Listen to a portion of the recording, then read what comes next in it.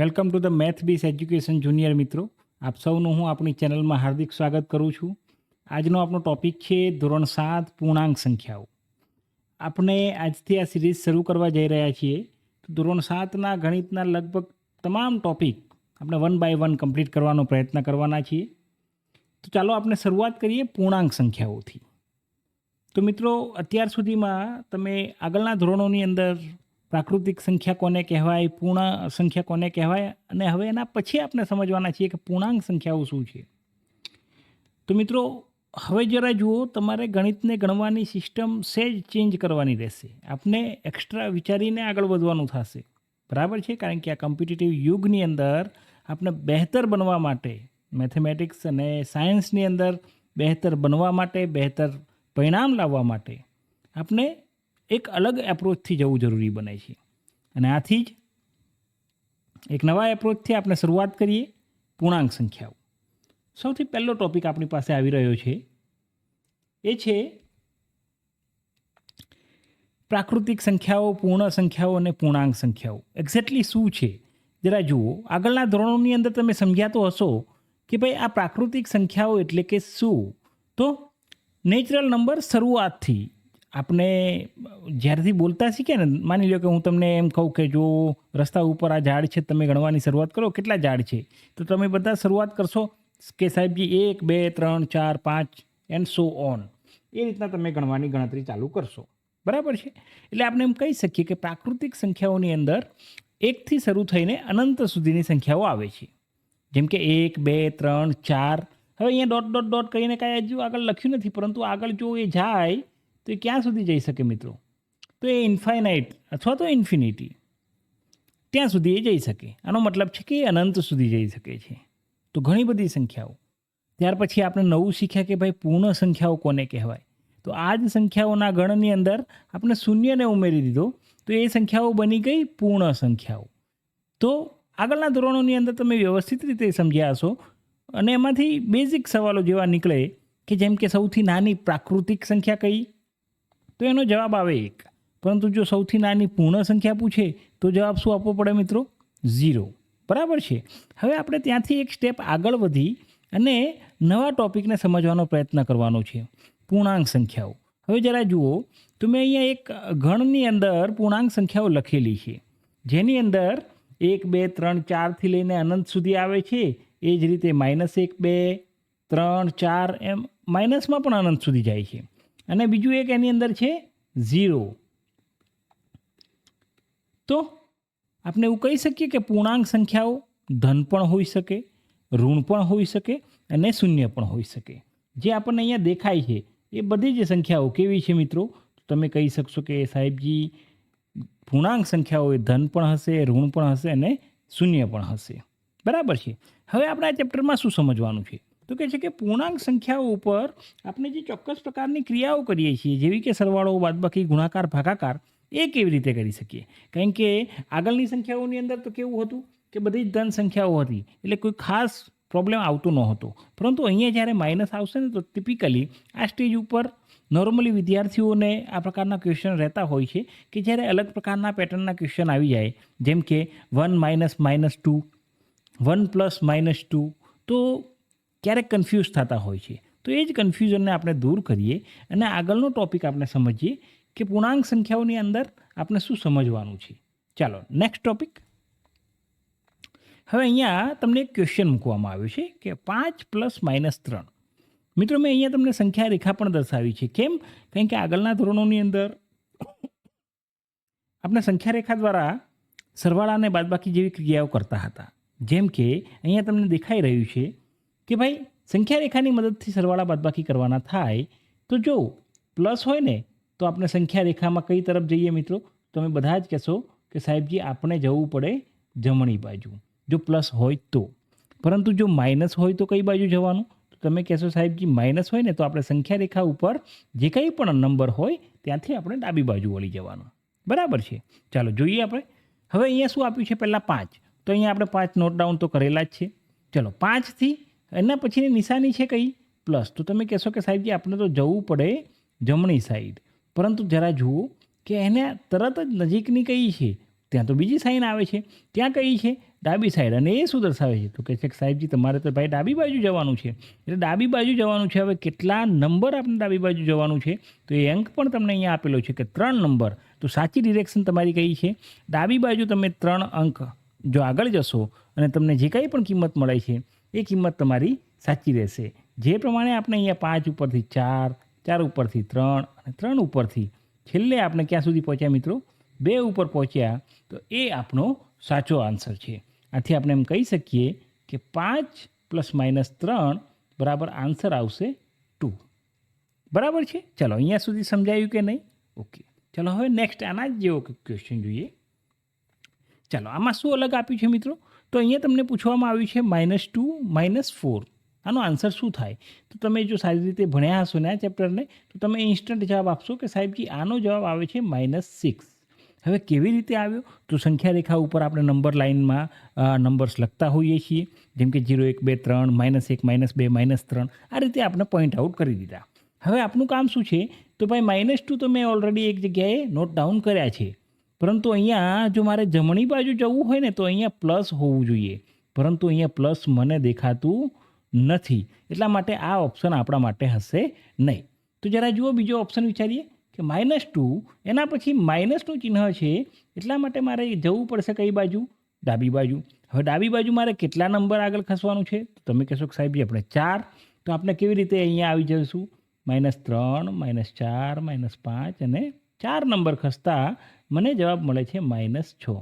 અને આ રીતે હું આનો જવાબ -6 લઈ આવ્યો. એટલા માટે કઈ નંબર લાઈન આપણા માટે સાચી છે? તો બીજા નંબરમાં જે આપી છે એ નંબર લાઈન આપણા માટે સાચી છે. બરાબર છે? હવે અહીંયા વાત થઈ, આ તો ભાઈ નાના નંબરો. સાહેબ તમે તો 1 ડિજિટમાં હે ને 1 ડિજિટની અંદર તમે લીધું છે, નાનો સરવાળા બાદ બાકી તમે અમને શીખવો છો, એમાં કાંઈ નવાઈ નથી. નવાઈ તો નથી મિત્રો, પરંતુ આ એક બેઝ છે, આ પાયો છે, ત્યાંથી આપણને સમજ કેળવીશું. હવે જરા જુઓ, હું તમને ક્લિયર કરી દઉં કે આ વિડીયો હું દરેક માટે બનાવી રહ્યો છું કે જેમનો બેઝ શરૂઆતથી નબળો છે અને જે એક્સલન્ટ છે, જે થોડા પ્રોપર રીતે એમને માઇન્ડની અંદર ગણિત સમજાઈ રહ્યું છે. તો બંને માટે આ વિડીયો છે. જેમ જેમ તમે વિડીયોની અંદર આગળ જતા જશો ને એમ તમને સમજાતું જશે. બરાબર છે? કારણ કે આપણે અલગ અલગ લેવલની વાત કરેલી છે. બરાબર છે? જે માત્ર તમારી શાળાકીય પરીક્ષાઓમાં નહીં, તમે કોઈ પણ પ્રકારની કોમ્પિટિટિવ એક્ઝામ્સ જ્યારે આપતા હોય છો ત્યારે તમને જે પ્રકારના ક્વેશ્ચન જોવા મળે છે કે જેમાં તમારે વિચાર કરવો પડતો હોય છે, એ તમામ પ્રકારના ટોપિકની આપણે ચર્ચા કરેલી છે. તો હવે સવાલ એ છે કે જો મોટા નંબરો આવી ગયા, માની લો કે હું તમને એમ કહી દઉં કે -75 + -30 આનો સરવાળો કરો, તો હવે આની જો હું તમને એમ કહું કે ભાઈ સંખ્યા રેખાથી કરો તો તમારો અડધો દિવસ તો સંખ્યા રેખા દોરવામાં જાય.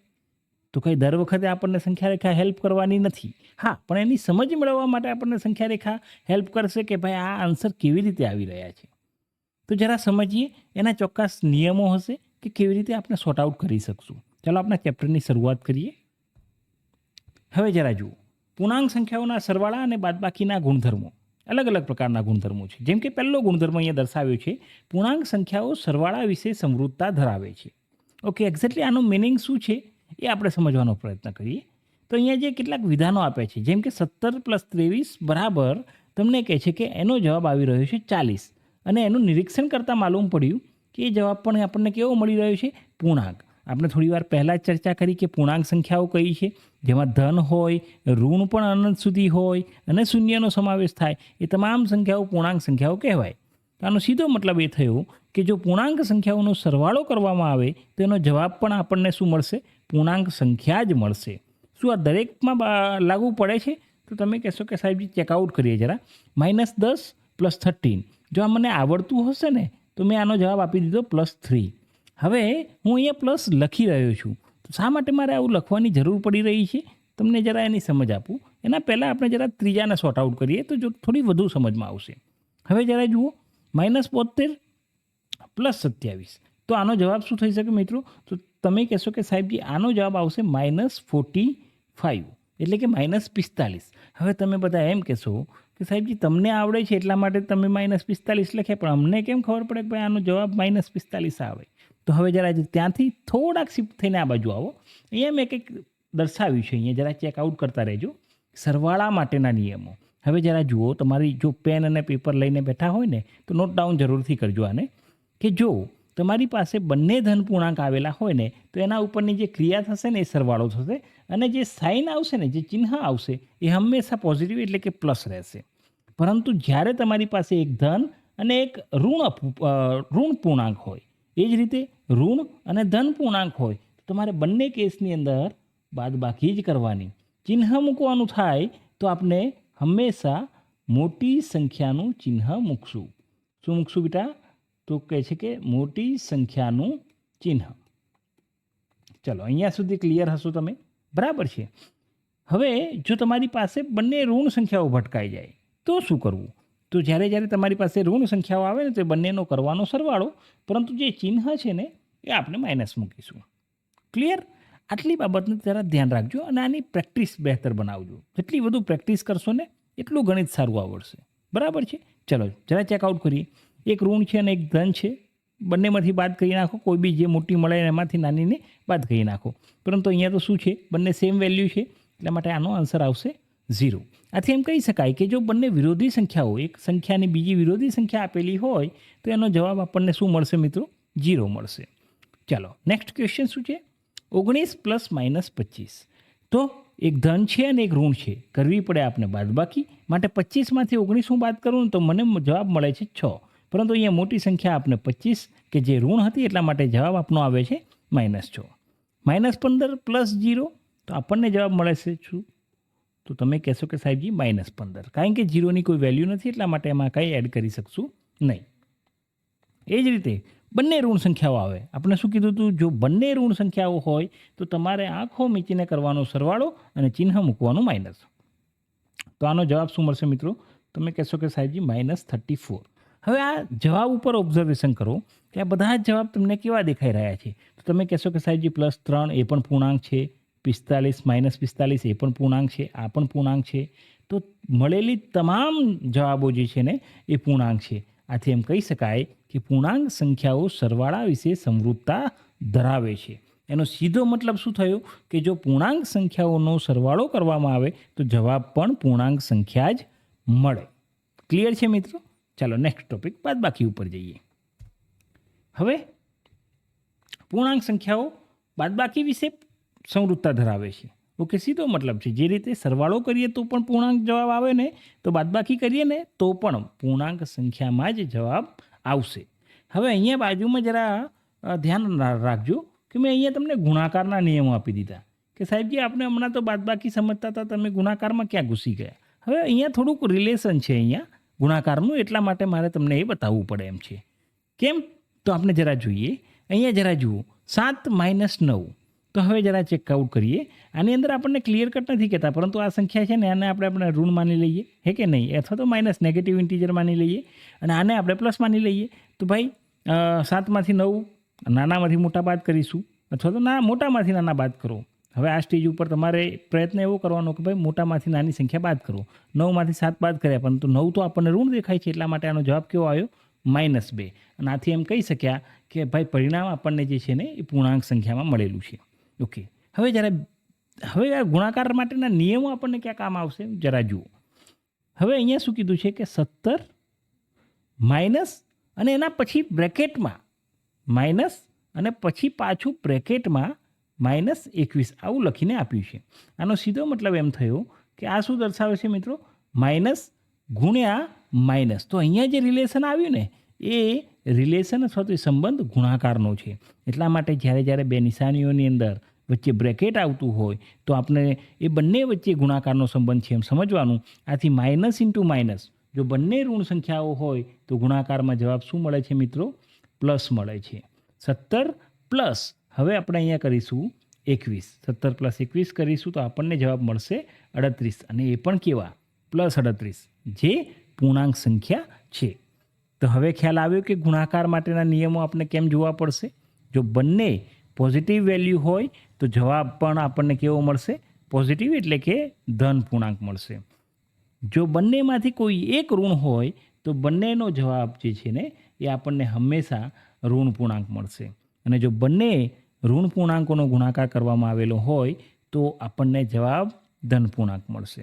આટલી બાબતો ધ્યાનમાં રાખી પેન અને પેપર લઈને એની અંદર નોટ ડાઉન કરજો પ્રોપર રીતે, તો તમે બહેતર રીતે ગણતરીઓ કરી શકશો. -8 -14 બરાબર 6. તો આ 6 કેવી રીતે આવ્યા? તો જરા ચેકઆઉટ કરો ફરીથી. -8 આપેલા છે, માઇનસ અને પછી ફરીથી માઇનસ છે, તો આપણે એમ કહી શકશું કે ભાઈ આ બંને વચ્ચે ગુણાકારનો સંબંધ છે. તો માઇનસ માઇનસ પ્લસ શું થઈ ગયા? પ્લસ થઈ ગયા. હવે સોરી મિત્રો, -8 + 14 બરાબર જવાબ શું આવશે? મોટામાં નાના બાદ કરી દો. 14માંથી 8 ગયા, બચ્યા કેટલા? 6. મોટી સંખ્યા કેવી છે? પ્લસ છે, માટે જવાબ કેવો આવે? +6. +6 ને આપણે નોર્મલી પ્લસ દર્શાવતા નથી. એ કંઈ પણ ન હોય એનો મતલબ છે કે એ પોઝિટિવ એટલે કે ધન છે, પરંતુ ઋણ હોય એના માટે સ્પેશિયલ આપણે આગળ માઇનસ દર્શાવતા હોઈએ છીએ. ચાલો મિત્રો, 16માંથી 13 જાય, તમે તો તરત જ કહી દેશો કે સાહેબજી 3 બચ્યા. 22 - -26. તો હવે જરા જુઓ અહીંયા જવાબ શું મળે છે? તો 22 માઇનસ ઇન્ટુ માઇનસ શું થઈ જશે મિત્રો? તમે કહેશો કે સાહેબજી એ પ્લસ થશે. +26. આનો જવાબ શું આવ્યો મિત્રો? તો 40 ને 8 48. હવે -15 -0, જે રીતે સરવાળામાં 0 ઉમેરતા હતા કોઈ ફરક નથી પડ્યો, બાદબાકીમાં પણ કોઈ ફરક પડવાનો નથી, અને આનો જવાબ પણ -15 રહેશે. એ જ રીતે -18 -18. હવે જરા જુઓ અહીંયા જરા ટ્વિસ્ટ છે, એટલે આપણે એકદમ ઝીણવટભરી નજરથી આપણે એને જોશું તો આપણને દેખાશે કે આ -18 + 18 દર્શાવે છે, અને આની કિંમત આપણને મળવાની છે 0. અને આ સંખ્યા પણ કેવી છે મિત્રો? પૂર્ણાંક સંખ્યા છે. એનાથી એમ કહી શકાય કે પૂર્ણાંક સંખ્યાઓ બાદબાકી વિશે સમૃદ્ધતા ધરાવે છે. બરાબર છે મિત્રો? ચાલો અહીંયા સુધી ક્લિયર હશો. ગુણાકાર માટેના નિયમો અને સરવાળા બાદબાકી માટેના નિયમો પણ તમે એક વખત યાદ જરૂરથી રાખજો, કે જેથી કરીને આપણે ઝડપથી ચેપ્ટરને શીખી શકીએ. ચાલો નેક્સ્ટ, ક્રમનો ગુણધર્મ. હવે આ શું સમજાવે છે? તો માની લ્યો કે આપણે એક ઉદાહરણથી સમજીએ કે અહીંયા શું કહે છે? પૂર્ણાંક સંખ્યાઓ સરવાળા માટે સમક્રમી છે. તો આ જે ગુજરાતી ભાષામાં લખ્યું છે ને, એને આપણે મેથેમેટિકલી કેવી રીતે સમજી શકીએ? તો હું તમને એમ કહું કે -2 + 5. આનો જવાબ શું આવે? તો તમે કહેશો કે સાહેબજી એક ધન વેલ્યુ છે, એક ઋણ છે, એટલે કરવી પડે બાદબાકી. બાદબાકી કરીને મેં લઈ આવ્યો 3, અને હવે અહીંયા મોટી સંખ્યા તો ધન છે, એટલા માટે જવાબ પણ આવવાનો છે +3.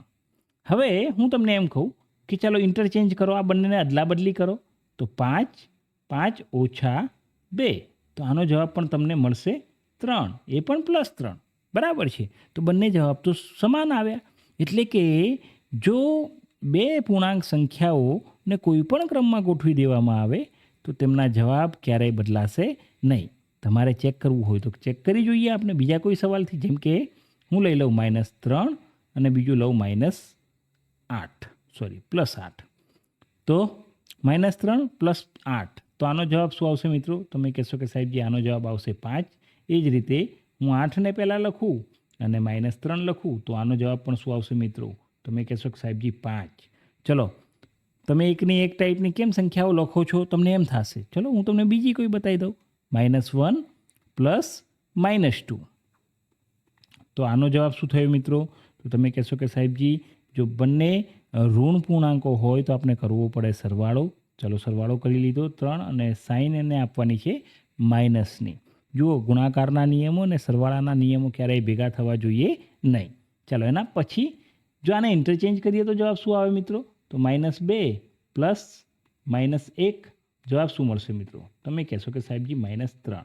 અને આથી એમ કહી શકાય કે પૂર્ણાંક સંખ્યાઓ સરવાળા માટે સમક્રમી છે. અહીંયા સુધી ક્લિયર છો? આ સેન્ટેન્સ સમજાઈ રહ્યું છે.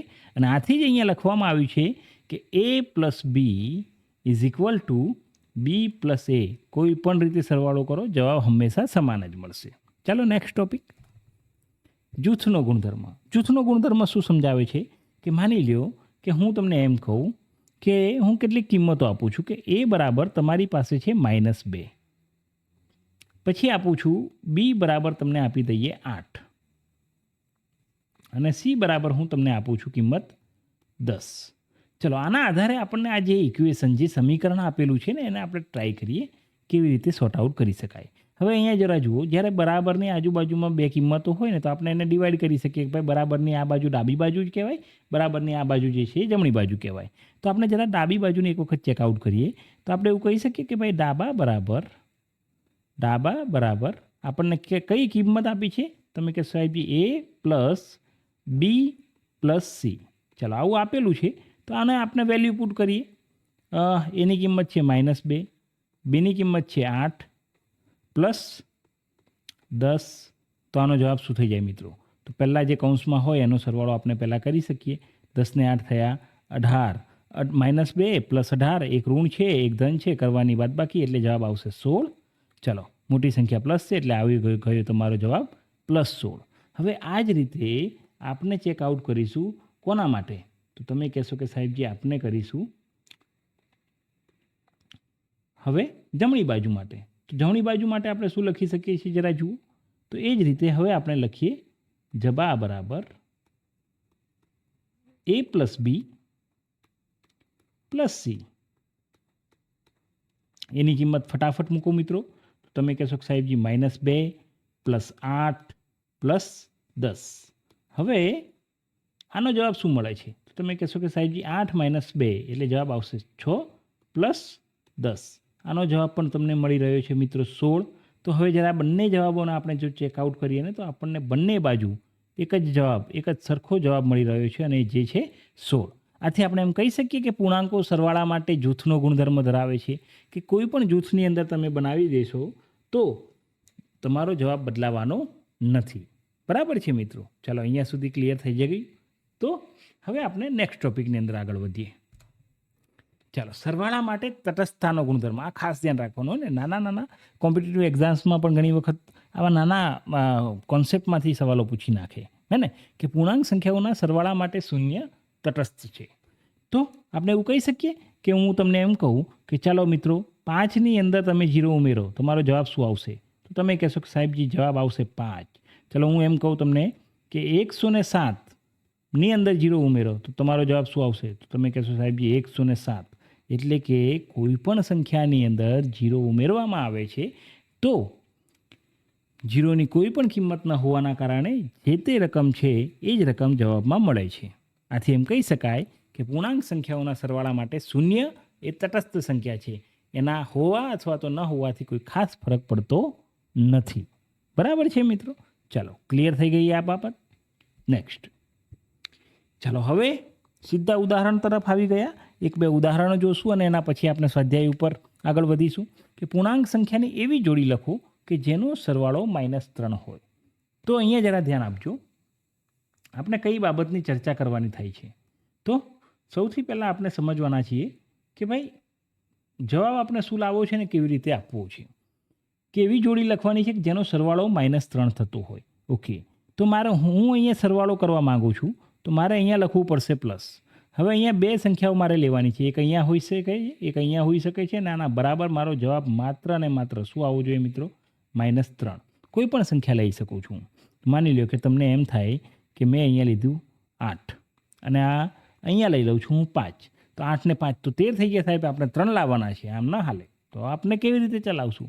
તો જરા ધ્યાન રાખો, પૂર્ણાંક સંખ્યાઓની અંદર આપણે ઋણને પણ પૂર્ણાંક સંખ્યા ગણીએ છીએ ને મિત્રો. જુઓ અહીંયા, તો હું અહીંયા શું કરું છું? મોટી સંખ્યાને માઇનસ કરી નાખું.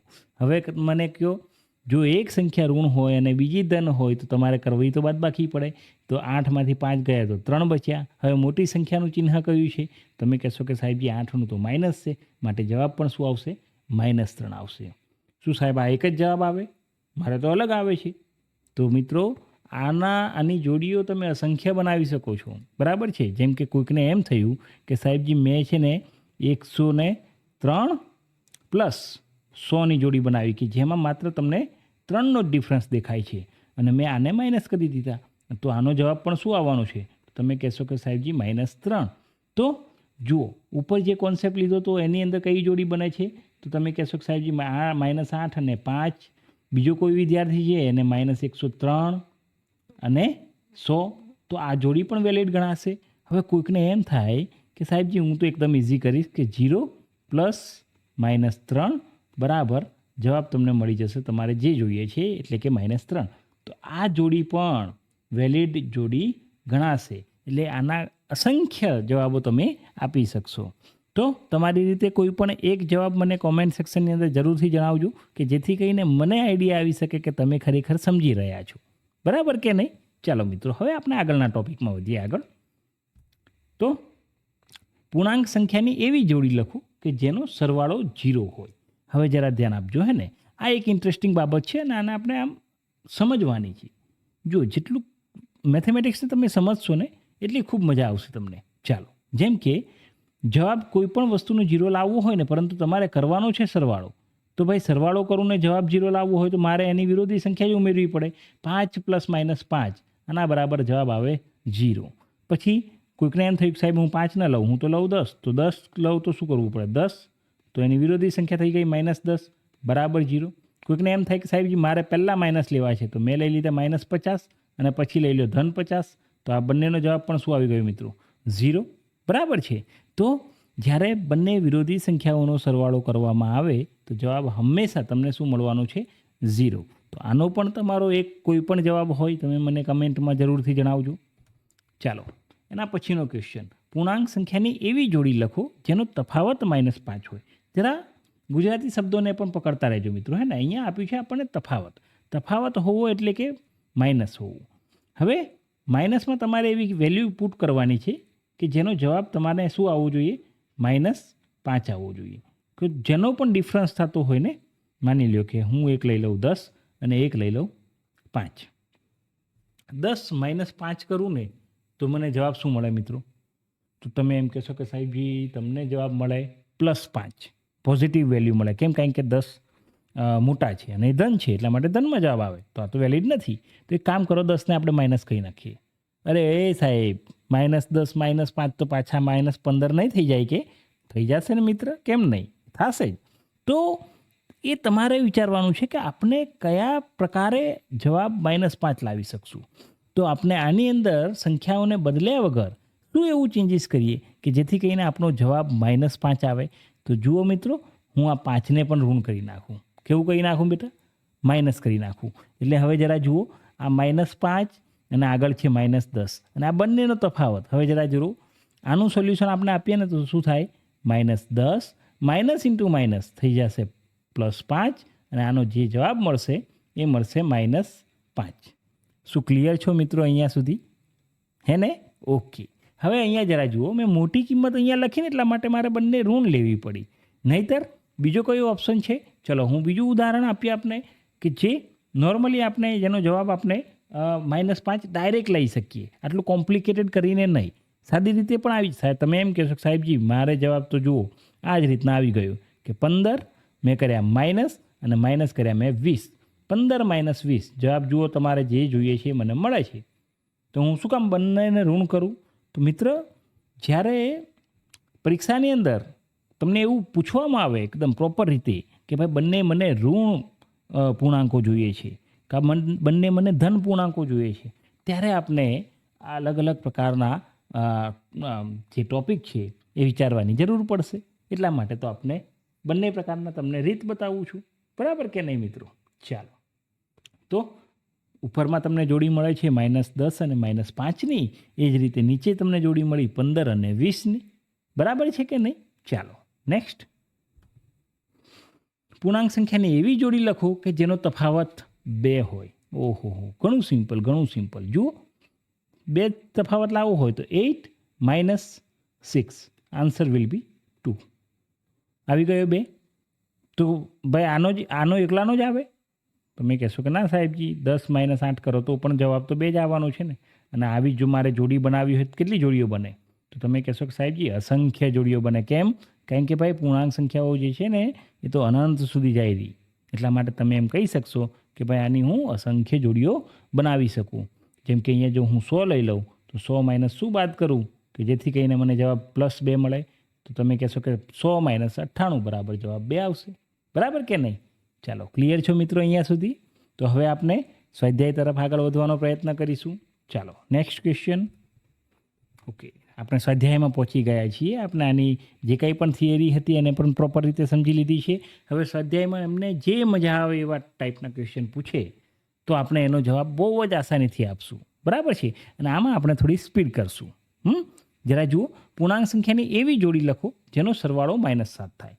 ક્લિયર છે કે ભાઈ 7નો તફાવત હોય ને એવી કોઈ પણ વેલ્યુ તમે શોધી કાઢો. તો જરા જુઓ ભાઈ, હું 7નો ઘડિયો જ બોલીશ. 7 અને સરવાળો કરવાનો છે ને, 7 + 14. 7 + 14 કરીશ ને તો મને તો જવાબ આવે 21, પરંતુ મારે તો -7 લાવવો છે. એક કામ કરો, આને માઇનસ કરી નાખો તો ભાઈ આ બંનેનો તફાવત તો 7 જ મળવાનો ને. તો આનો આન્સર આવી જશે તમારો -7.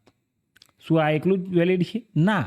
જો હું તમને એમ કહું કે ઘડિયામાં 7 તરી 21 આવે છે ને, અને 7 ચોક 28 આવે છે, તો એક કામ કરો, 28ને કેવા કરી દો મિત્ર?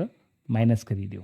તો મોટી સંખ્યામાંથી નાની સંખ્યા કરશો બાદ એટલે તમને જવાબમાં 7 મળશે, ને મોટી સંખ્યાનું ચિહ્ન લગાવવું પડશે એટલે તમને મળી જશે -7. તો આના પણ ઘણા જવાબો મળશે. તમારો જે કંઈ પણ જવાબ હોય ને એ મને કમેન્ટમાં જણાવજો. બરાબર છે? ચાલો, પૂર્ણાંક સંખ્યાની એવી જોડી લખો જેનો તફાવત -10 હોય. હવે અહીંયા જરા જુઓ, નોર્મલી જોડી જ પૂછી છે અને તમને પૂછ્યું છે તફાવત. તફાવતનો સીધો મતલબ શું થાય મિત્રો? તમે કહેશો કે સાહેબજી બાદબાકી. અને હવે આપણે બે ખાલી જગ્યાઓની અંદર બે પૂર્ણાંક સંખ્યાઓ મૂકવાની કે જેમનો જવાબ મને મળવો જોઈએ -10. તો ચલો, ક્લિયર છે? -10માં જવાબ જોઈએ છે એટલે હું નાની સંખ્યા આગળ લખું, 10 - 20 કરું તો મને જવાબ મળી જશે -10. તો આ આપણને ક્યારે સમજમાં આવી શકશે મિત્ર? તો તમે કહી શકો કે જો તમને સરવાળા માટેના નિયમોની જે સાઇનવાળા નિયમો હતા એ જો બરાબર યાદ હશે તો તમે કોઈ પણ સવાલનો જવાબ આપી શકશો. બરાબર કે નહીં? અને આની સાથે સાથે જરા મને એ પણ કહેતા રહેજો કે તમે કયા શહેરમાંથી જોઈ રહ્યા છો. બરાબર કે નહીં? હા, ચાલો. અને જો તમને આ વિડીયો ગમે ને તો તમારા મિત્ર વર્તુળમાં જરૂરથી શેર કરજો. બરાબર છે? જેનું ગણિત કાચું હશે એનું પાકું બનશે, ને જેનું પાકું હશે એનું વધુ બહેતર બની જશે. બરાબર કે નહીં? ચાલો, હવે આપણે આગળ વધીએ. પૂર્ણાંક સંખ્યાની એવી જોડી લખો કે જેનો સરવાળો 0 હોય. ઘણી બધી વખત આપણે તો આ પ્રકારની જોડી કરી ચૂક્યા છીએ. અહીંયા તમે એમ કરો, એક કામ કરો, -25 લઈ લીધા અને સરવાળો બતાવવાનો છે તો +25 કરી લઈશું તો તમારો જવાબ થઈ ગયો 0. તો આ તો સિમ્પલ છે. શું છે? તો કે છે કોઈ પણ બે વિરોધી સંખ્યાઓ લઈ લેશો, જેમ કે 17, વચ્ચે હું લખીશ પ્લસ અને પછી હું -17 કરાવીશ તો આનો જવાબ પણ મને શું મળવાનો છે મિત્રો? 0 મળવાનો છે. તો આના પણ કેટલા જવાબો હોઈ શકે? તો આના પણ અસંખ્ય જવાબો મળી શકે. તમારો એકાદો જવાબ મને કોમેન્ટમાં જરૂરથી જણાવજો. ચલો નેક્સ્ટ. જેનો તફાવત 8 હોય એવા ઋણ પૂર્ણાંકોની જોડી લખો. હવે જરા જુઓ, અહીંયા પ્રોપર રીતે તમને બે વસ્તુ પૂછવામાં આવી છે. એક તો તમારે તફાવત શોધવાનો છે. તફાવત આવવો જોઈએ +8 અને એમાં મને પૂર્ણાંકો જે છે ને એ બંને કેવા હોવા જોઈએ? ઋણ પૂર્ણાંકો હોવા જોઈએ. ઓકે, એટલે આપણે જરા આપણા ક્વેશ્ચનની રિક્વાયરમેન્ટ સમજી લઈએ. આપણે આજુબાજુ બંને ખાલી જગ્યાઓ આપી દઈએ અને એના પછી એપ્રોપ્રિએટ જે કંઈ પણ આન્સર આવતો હોય એ આપણે મૂકવાનો પ્રયત્ન કરીશું. હવે મારે જરા જુઓ, જવાબ કેવો લાવવાનો છે? 8 લાવવાનો છે અને મારે જવાબમાં +8 જોઈએ છે ને તો બે ઋણ પૂર્ણાંકોની જોડી લાવવાની છે. તો જરા જુઓ, તો તમે એમ કહી શકો ને કે ભાઈ એક કામ કરો, તમે -10 લઈ લો. ઓકે, હવે અહીંયા મારે 8 લાવવાના હોય તો એની અંદર 8 ઉમેરી દો તો થઈ ગયા 18. પરંતુ મારે આ જવાબ પણ કેવો જોઈએ? -18 જોઈએ. બરાબર. હવે જરા જુઓ, હું આને પણ માઇનસ કરી દઉં તો હવે શું થઈ જશે? હવે આને જો આપણે વ્યવસ્થિત રીતે લખીએ બ્રેકેટની અંદર તો આનું સાદુરૂપ જરાક જોઈ લો મિત્રો. -10 -+18 આના બરાબર જવાબ મળશે તમને +8, જે આપણા સવાલની રિક્વાયરમેન્ટ છે. બરાબર છે? શું આના સિવાય બીજું કોઈ ઓપ્શન છે ઋણ સંખ્યાઓમાં? તો ઋણ જ સંખ્યાઓ બંને લેવાની છે. એમાં તમને મજા આવે એવું લઈ શકો તમે. માની લો કે તમે લઈ લીધા -5 માઇનસ અને પછી તમે લઈ લો છો 8 જવાબ લાવવાનો છે ને તો -13 -13 કરશો તો આનો જવાબ પણ તમને શું મળવાનો છે મિત્રો? તમે કહેશો કે સાહેબજી આનો જવાબ પણ આપણને મળવાનો છે +8. બરાબર છે મિત્રો? તો કઈ કઈ જોડી થઈ? તમે એમ કહી શકશો કે એક -10 છે, એક -18 છે. એ જ રીતે બીજી કઈ છે? તો એક છે -5 અને બીજી છે -13. ચાલો, ક્લિયર છો અહીંયા સુધી? ઓકે, કંઈ પણ ન સમજણ પડે ને તો કમેન્ટ સેક્શનની અંદર તમારા જે કંઈ પણ ડાઉટ હોય ને એ તમે દર્શાવી દેજો. આપણે તમને એનું પ્રોપર સોલ્યુશન આપી દઈશું. જેનો સરવાળો -5 હોય એવા ઋણ પૂર્ણાંક અને ધન પૂર્ણાંક લખો.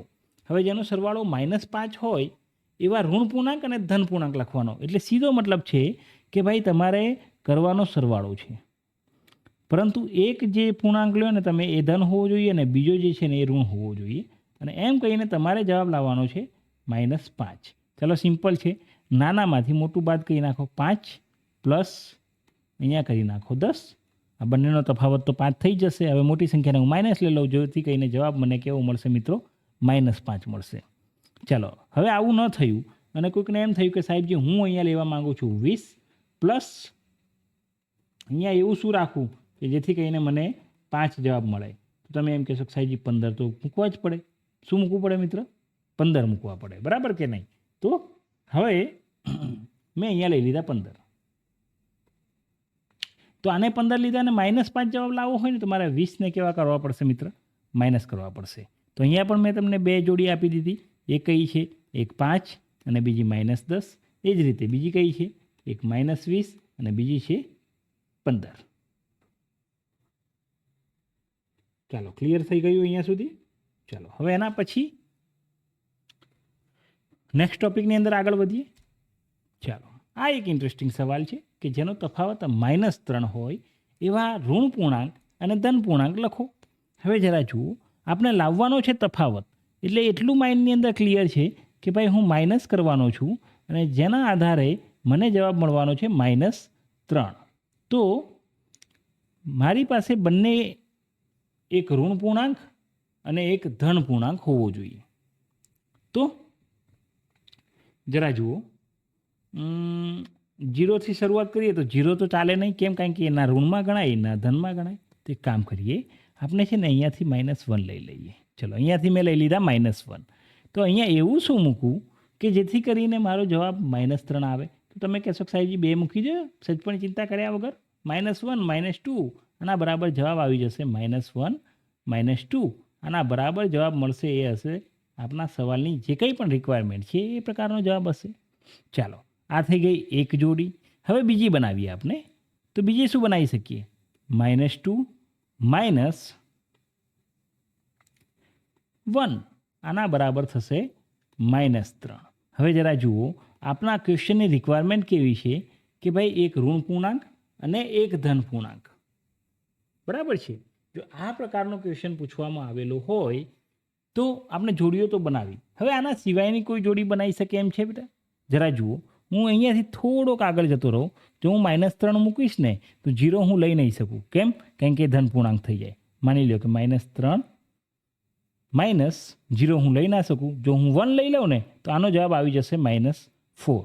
અને જો હું અહીંયા 1 લઈ લઉં તો અહીંયા ખાલી 4 કરીશ તો કામ નહીં ચાલે. જો આને હું માઇનસ કરી દઈશ તો -4 થશે ને 1 - 4 એ મને જવાબ આવશે +5. તો ખાસ ધ્યાન રાખજો, આપણે આગળના ટોપિકની અંદર જે ચર્ચા કરીને એની અંદર આપણે એમ કીધું કે ભાઈ અસંખ્ય જોડીઓ બને, પરંતુ આ જે પ્રોપર ક્વેશ્ચન છે ને એમાં એક પૂર્ણાંક ધન હોય અને બીજો પૂર્ણાંક ઋણ હોય અને એમનો તફાવત -3 મળે ને એવી માત્ર અને માત્ર 2 જ જોડી બને. કેટલી જોડી બને મિત્રો? 2 જ જોડી બને. એટલે જો કોઈ ક્વેશ્ચન પેપર કાઢવાનું થાય ને તો હું ક્વેશ્ચન તમને આવો પૂછું કે જેનો તફાવત -3 હોય એવા ઋણ પૂર્ણાંક અને ધન પૂર્ણાંકની કેટલી જોડી વધુમાં વધુ બની શકે? અને ઓપ્શન આપી દઉં તમને 1 2 3 4 અને અસંખ્ય. તો હું તમને એમ કહું છું કે મોટા ભાગનાનો જવાબ અસંખ્ય હશે, પરંતુ ખરેખર એની જોડી કેટલી બને છે મિત્રો? 2 જ જોડી બને છે. બરાબર છે? ચાલો એના પછી ક્વિઝના 3 ક્રમિક રાઉન્ડ પછી ટીમ એના ગુણ -40, 10 અને 0 છે અને ટીમ બીના ગુણ 10, 0 અને -40 છે. તો કઈ ટીમના ગુણ વધુ હશે? શું આપણે કહી શકીએ કે આપણે પૂર્ણાંક સંખ્યાઓને કોઈ પણ ક્રમમાં ઉમેરી શકીએ છીએ? ડેફિનેટલી આપણે કોન્સેપ્ટ જોઈ ગયા છીએ એટલે કોઈ ચિંતા છે નહીં, પણ જરા ચેકઆઉટ કરીએ કે ભાઈ ટીમ એ કોઈ એક ક્વિઝ રમી રહી છે તો એને કેટલા ચોક્કસ રાઉન્ડ પ્રમાણે એને ગુણ મળ્યા છે. તો અત્યારે આપણે વાત કરીએ છીએ ટીમ એની. તો સૌથી પહેલો રાઉન્ડ છે ને એમાં એમને માર્ક્સ મળ્યા છે -40 એટલે કે -40 ટોટલ કરી લઈએ. બીજા રાઉન્ડમાં મળ્યા 10 અને ત્રીજા રાઉન્ડમાં મળ્યા 0. તો આનો જવાબ આપણને મળે છે -40 + 10 એટલા માટે જવાબ આવશે -30. એ જ રીતે ટીમ બીમાં શું બન્યું? તો કહે છે કે ટીમ બીની અંદર સૌથી પહેલા રાઉન્ડમાં એમને માર્ક્સ મળ્યા છે 10, ત્યાર પછી એમને માર્ક્સ મળ્યા 0 અને એના પછી એમને માર્ક્સ મળ્યા છે -40. અને આમ કરતાં એમનો જવાબ થાય છે -30. તો તમે તો ક્લિયર કટ કહી શકશો ને કે ભાઈ અહીંયા તો જે આન્સર આવે છે ને એ બંનેના આન્સર કેવા છે? એક સમાન છે. આથી એમ કહી શકીએ કે ભાઈ એના માર્ક્સ એ બીના માર્ક્સ બરાબર છે, ઇક્વલ છે. બરાબર છે, કોઈ ખાસ કોઈ વધારે કોઈને મળેલા નથી. અને આથી આપણે એમ કહી શકીએ કે આપણે પૂર્ણાંક સંખ્યાઓને કોઈ પણ ક્રમમાં ઉમેરી શકીએ. બરાબર છે, એ 3 સંખ્યાઓ હોય, 5 હોય, 500 હોય કે 1000 હોય, કોઈ ફરક પડવાનો નથી જવાબમાં. બરાબર છે. ચાલો એના પછીનો ક્વેશ્ચન, જે આ એક્સરસાઇઝનો લાસ્ટ ક્વેશ્ચન છે મિત્રો. તો નીચે આપેલા વિધાનોને સાચા બનાવવા માટે ખાલી જગ્યા પૂરો. હવે જરા જુઓ, ખાસ ધ્યાન રાખજો. અહીંયા શું આપેલું છે તમને? તો તમે કહેશો કે સાહેબજી અહીંયા આપણને એવું દર્શાવ્યું છે કે -5, -8, સોરી એક જ મિનિટ, હા ને, ઓકે ચાલો, -5 પ્લસ -8 બરાબર -8 પ્લસ, તો શું મૂકી શકાશે મિત્રો? તમે કહેશો કે સાહેબજી ડાયરેક્ટ એક કામ કરો, -5 મૂકો. ચાલો, એ જ રીતે -53 plus dash is equal to -53. તો આનો જવાબ શું આપી શકાય? તમે કહેશો સાહેબજી એક કામ કરો, એમાં 0 ઉમેરો એટલે મૂળ સંખ્યા પાછી મળે. અને જો 0 લાવવો હોય તો તમે કહેશો કે સાહેબજી એમાં તમે વિરોધી સંખ્યા ઉમેરો. તો આપણે ઉમેરી લીધી -17. ચલો, આનો જવાબ પણ આવી ગયો. હે, ચાલો એના પછી શું છે? 13 પ્લસ -12 પ્લસ ખાલી જગ્યા બરાબર 13 પ્લસ -12 પ્લસ -7. તો અહીંયા શું વધારાનું આપણે એડ કરશું? તો કહે છે કે જે પ્રમાણે આપણે જૂથના નિયમમાં જોયું એ પ્રમાણે -7 એડ કરી દો. ચાલો, એ જ રીતે અહીંયા પણ -4 પ્લસ 15 પ્લસ -3 છે. -4 પ્લસ 15, તો અહીંયા શું ઘટાય છે મિત્રો? તમે કહેશો કે સાહેબજી અહીંયા આપણે ઘટે છે -3. બરાબર છે. તો આમ આપણે પૂર્ણાંક સંખ્યાઓની સ્વાધ્યાય 1.1 અહીંયા કમ્પ્લીટ કરીએ છીએ. બરાબર છે મિત્રો. હવે જો તમને આજનો વિડીયો લેક્ચર પસંદ આવ્યો હોય ને, તો લાઈક કરજો, શેર કરજો અને તમારા મિત્ર વર્તુળની અંદર પણ જરૂરથી શેર કરજો. બરાબર છે. અને આપણી ચેનલને સબસ્ક્રાઈબ જરૂર કરી લેજો, એટલે કે જેથી કરીને નવા વિડીયો છે તમને ઝપાટે તેની નોટિફિકેશન મળતી રહે. બરાબર છે મિત્રો. ચાલો ફરી મળીશું. ધન્યવાદ.